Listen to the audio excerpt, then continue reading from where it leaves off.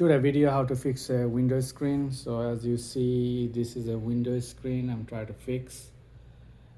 So basically what you do is you buy one of those screen from Home Depot or Lowe's. You can find in a roll, various prices dependent on how big sizes you want, the bundle.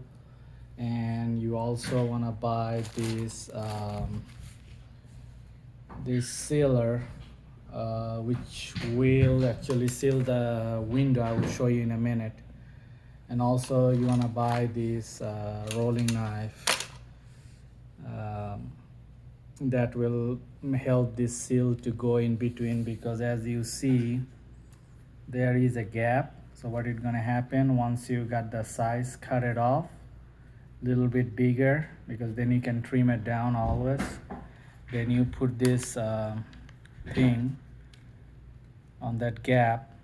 If you push it, it's not gonna go, but as soon as you put the, try to show you, it's pretty hard to do and shooting video at the same time.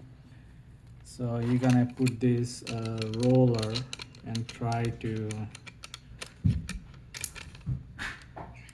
so once you roll it over with that thing, so this thing gonna be look like this over here.